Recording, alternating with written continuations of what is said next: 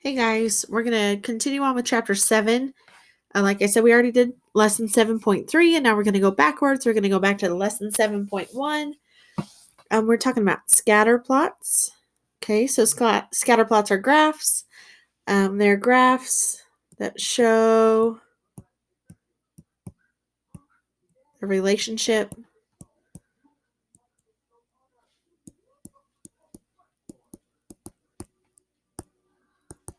between two data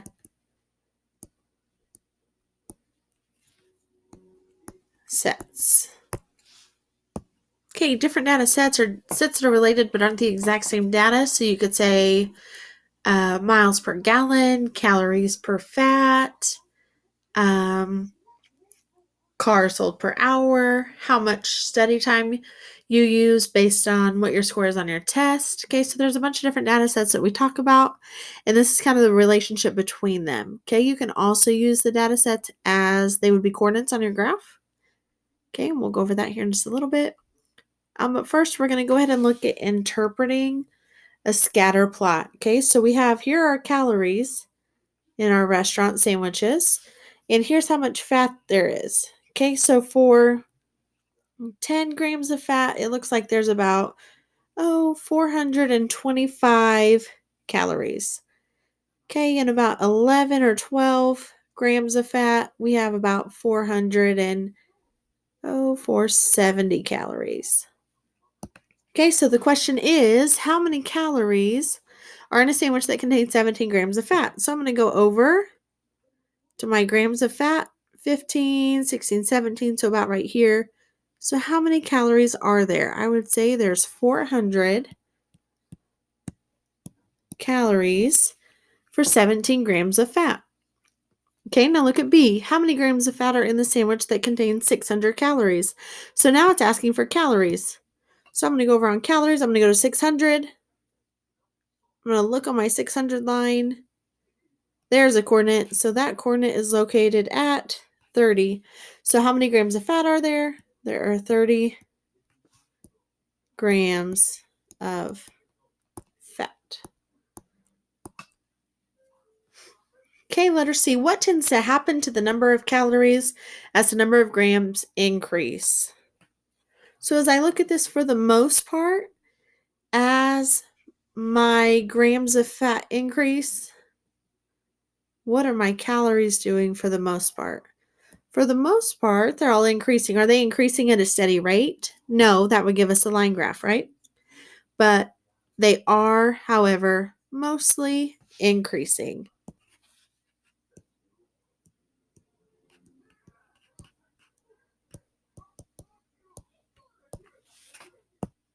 Okay, so in our scatter plots, we have different forms of relationship that our data can form. Okay, like our last example, it can all kind of correlate together and go up. Just like we had a positive slope whenever we were talking about our line graphs, we would have a positive correlation. There's a positive linear relationship. It goes up in a line-like fashion. Okay, we can also have a negative linear relationship. So it's making a line-like fashion, except it is going down. So down is negative, up is positive. Okay, just like we have lines that are linear and we have graphs that are nonlinear, we can have correlations that are nonlinear. Okay, so this is making a curve. So is a curve a line? No, a curve is not a line. So we can have a nonlinear relationship.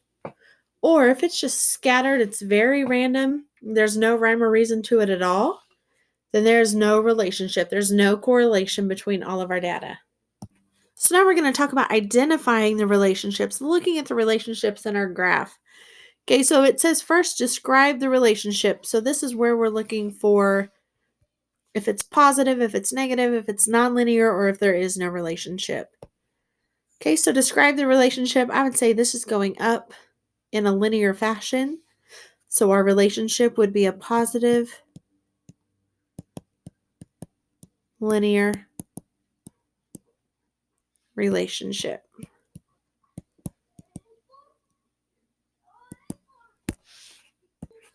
So now it wants us to identify gaps or clusters. Okay, so gaps is there's a spot in there where there's no data at all, or clusters is where we have a lot of data right close together. Okay, so looking at this, we have a gap here.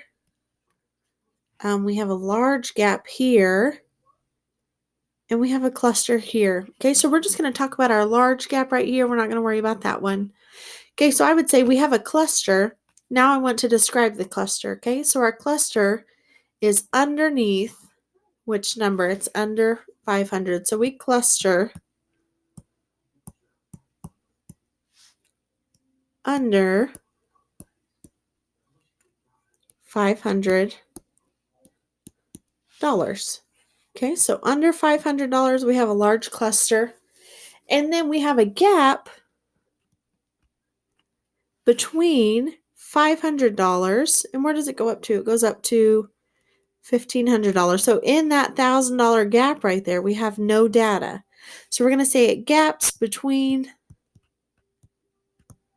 $500 and $1,500. Okay, so we formed our positive linear relationship. We decided that's what it had. We found our clusters, we found our gap, and we identified all of it. Okay, let's move on to our next one. This one is talking about the age and number of pets owned. Okay, so we have all of our data here. There really is no relationship between them. Okay, so we're going to say, we're going to go back and look, and we're going to say that there is no relationship.